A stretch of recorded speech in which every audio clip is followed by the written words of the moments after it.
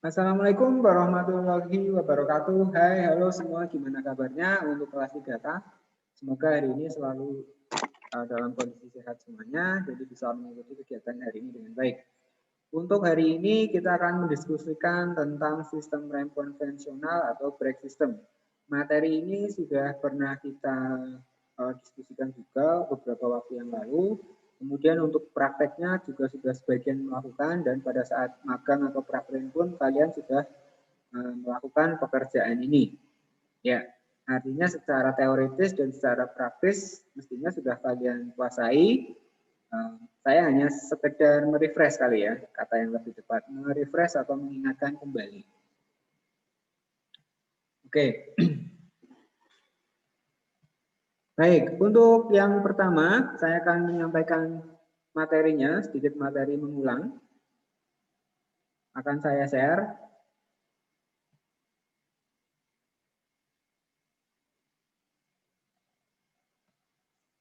Oke, sudah kelihatan ya? Baik, kalau sudah kelihatan.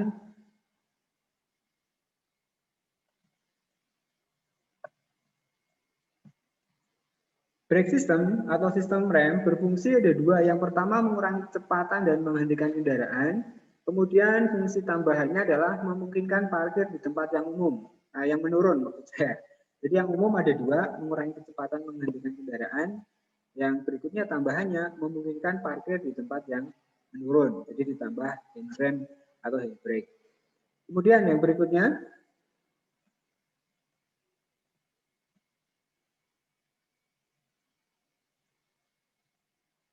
komponen-komponen pada sistem rem konvensional adalah dari atas kita urutkan, brake pedal, brake booster, proportioning valve, untuk yang depan disc brake, yang belakang drum brake. Kemudian kelengkapan tambahannya tadi adalah parking brake. Prinsip kerja dari sistem rem adalah kebalikan dari engine. Jadi kalau engine atau mesin merubah energi panas hasil pembakaran menjadi energi gerak, sementara sistem rem merubah energi gerak menjadi energi panas. Kenapa bisa terjadi panas? Karena adanya gesekan antara dua benda, yaitu antara tromol atau cakram dengan kampas atau pad. Ya, untuk yang depan tentu saja kampas dan cakram, untuk yang belakang kampas dan tromol. Untuk yang baru saja bergabung segera mengikuti saja.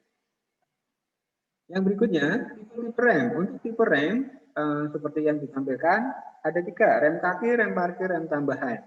Nah, khusus untuk yang rem tambahan atau exhaust brake menggunakan angin, umumnya digunakan pada kendaraan tipe besar, seperti truk besar, trailer, atau bis. Nah, gitu ya.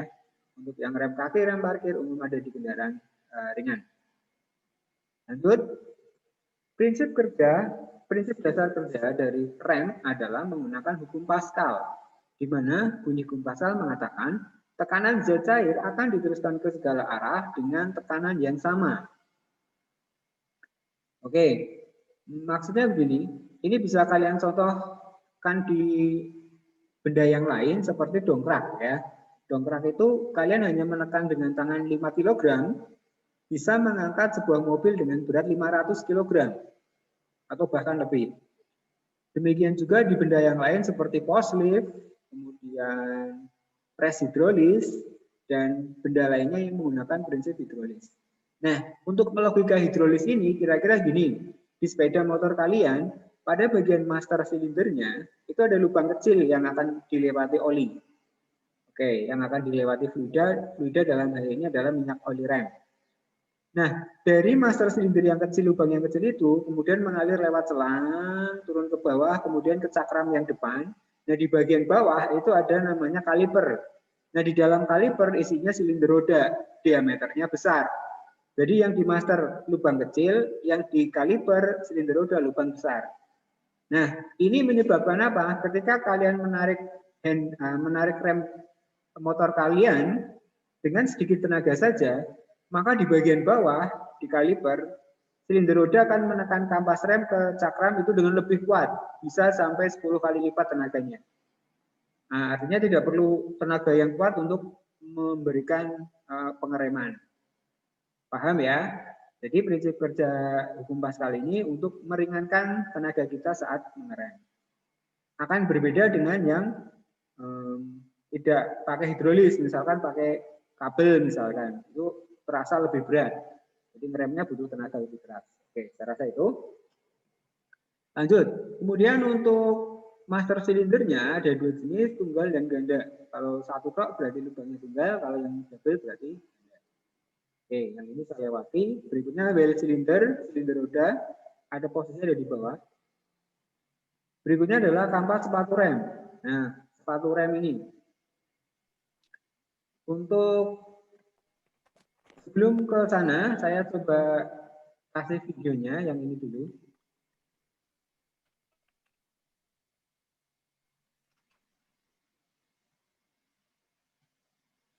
Oke, yang ini semoga bisa dipahami ya. Hey, komponen tadi saya ulang, ada brake pedal, brake booster, master silinder, selang atau hose, yang depan disc brake, yang belakang drum brake. Nah, kemudian tadi bagian yang disebutkan di bagian kampas, nah, ada di depan sini, yang kuning ini, atau yang sini belakang yang ini. Maka cara kerjanya adalah sebagai berikut. Saat pedal diinjak, terus dia akan menekan fluida akan tertekan. Ini lubang kecil yang saya maksud tadi pada master cylinder. Ini lubang kecil yang saya maksud pada master cylinder. Ini lubang besar yang saya maksud pada kaliper. Ini lubang besar yang saya maksud pada silinder roda. Artinya di sini kecil, di sini besar, di sini kecil, di sini besar. Ini yang membuat tenaga untuk menginjak butuh kecil aja untuk menghentikan tenaga yang besar di sini. Yang diinjak tenaganya kecil, yang dikeluarkan di sini tenaganya besar. Nah, itu adalah prinsip dari hidrolis. Di rem model apapun, ya, rem apapun, intinya kalau hidrolis menggunakan tenaga yang kecil untuk menghasilkan tenaga yang besar. Baik. Kemudian, pada komponen sistem rem ini, cara kerja sistem rem, bagian yang paling akhir yang akan bergesekan bersinggungan adalah dua, yaitu kampas dan disk atau yang belakang kampas dan drum. Nah, pada bagian kampas inilah, ini adalah komponen yang terlemah. Jadi di sistem rem, komponen terlemah ini adalah kampas. Dia terbuat dari akrilik fiber metalik. Lebih lunak ketimbang tromolnya, besi tuang atau cakramnya besi tuang. Dari cast gitu ya. Nah, maka pada sistem rem ini yang akan sering terjadi penggantian komponen tentu saja adalah kampas rem. Karena memang desainnya paling lemah adalah kampasnya. Paham ya? Baik, apakah komponen yang lain bisa rusak, Pak? Tentu saja bisa. Tapi sebelum menjelaskan komponen yang lain, saya ulangi dulu tentang fungsi dari masing-masing tiap komponen. Oke, yang pertama adalah brake pedal. Brake pedal berfungsi untuk menghasilkan tenaga mekanis. Jadi dari kita manusia diinjak gitu ya, kalau motor ditarik gitu. Nah, intinya tenaga mekanis. Kemudian dari brake pedal ini kita masih dibantu diringankan oleh brake booster. Jadi brake booster itu berfungsi untuk meringankan injakan. Cara mengetahuinya gimana? Saat mobilnya masih mati, belum hidup, kamu injak rem itu terasa agak berat. Tapi nanti saat mesin sudah dihidupkan, kamu injak rem jadi lebih ringan. Nah, itu berarti brake boosternya kerja. Kita tidak perlu menginjak dengan keras brake pedal, bahkan sudah dibantu diringankan oleh brake booster. Nah, kecuali dalam mesin mati kamu injak pasti rasanya berat. Oke. Yang ketiga, master cylinder berfungsi merubah tenaga mekanis menjadi hidrolis. Nah, di sini tenaga berupa tekanan tadi dari kaki dirubah menjadi hidrolis, cairan atau fluida. Nah, yang digunakan adalah minyak rem. Minyak rem ada dot 3, ada dot 4, tergantung. Kalau kendaraannya agak lama cukup pakai dot 3. Karena masing-masing viskositas punya spesifikasi yang berbeda. Oke. Kemudian dari master cylinder, terus oli akan turun ke bawah lewat selang. Selangnya ini padat pakai besi ya, besi pipa, kecuali yang di bagian akhir sini ada fleksibel hose. Artinya selang itu bisa ditekak-tekuk gitu ya. Nah, saya cek yang ke depan dulu. Selang, fleksibel hose, kemudian kaliper. Nah, di kaliper ini isinya silinder roda. Nah, silinder roda tadi lubang yang besar untuk menekan kampas. Paham ya? Kemudian untuk yang belakang, ini swan, dari master ke silinder roda. Nah, silinder roda ini kemudian besar sini menekan kampas.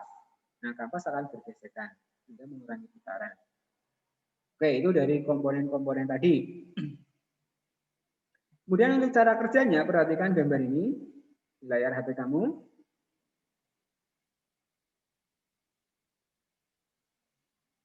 Oke, paham ya? Paham ya? Oke, saya rasa paham. Intinya ketika fluida ini tertekan, dia akan menekan silinder roda menekan kampas. Itu saja sih, simpel kan ya? Oke, saya rasa paham. Kemudian untuk praktisnya, kamu sudah melakukan ini pada saat kamu magang atau prakren. Jadi kalau suruh bongkar pasang, suruh memperbaiki rem, saya rasa semuanya udah handal, sudah pandai-pandai. Ya, saya yakin ya udah pada kompeten. Kalau disuruh sendiri-sendiri pun udah bisa. Ya. Ya. Oke, sekarang kita diskusikan kerusakannya. Kalau ngomong kerusakannya, kita perlu menjelaskan dulu ada dua jenis. Yang pertama perawatan atau memelihara, yang kedua perbaikan. Jadi pada saat beberapa kalian di PKL di bengkel resmi, itu lebih banyak ke memelihara. Mobil masuk dalam kondisi sehat, remnya nggak ada masalah gitu. Cuma mungkin terlalu dalam tindakannya gitu. Atau ada sesuatu yang kurang-kurang dikit gitu ya. Nah, lampunya mati, misalkan lampu remnya, dan seterusnya. Jadi hanya ngecek-ngecek. Oke. Jadi memelihara ini kurang lebih bahasanya yang mudah dipahami, ngecek aja. Tetapi ada juga di bengkel yang tidak resmi terutama ya, itu banyak mobil masuk dalam kondisi rem rusak. Ya, remnya rusak. Berarti kalau rusak perlu diperbaiki.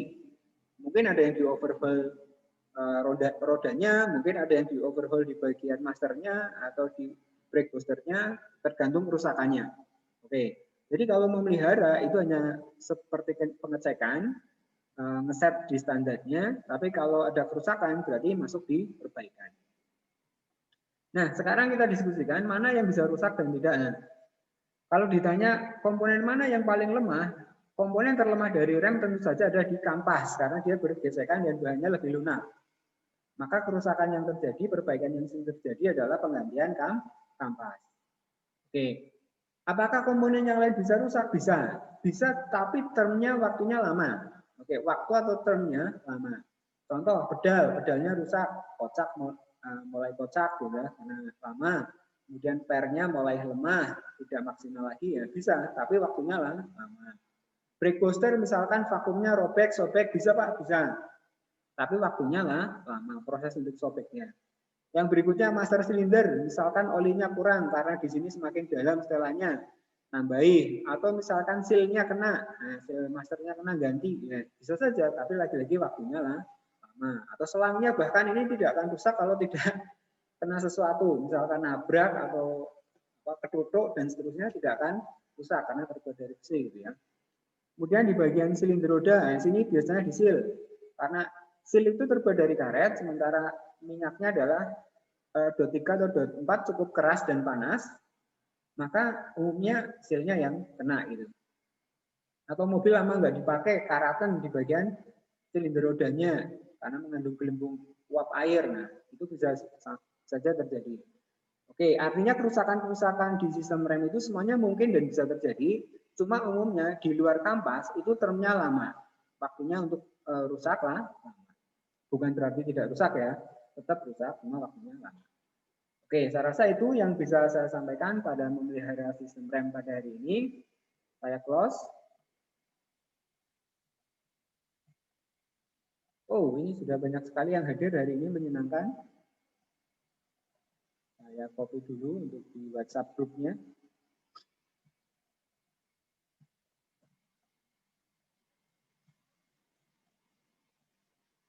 Oke, record akan saya matikan dalam hitungan 3, 2, 1.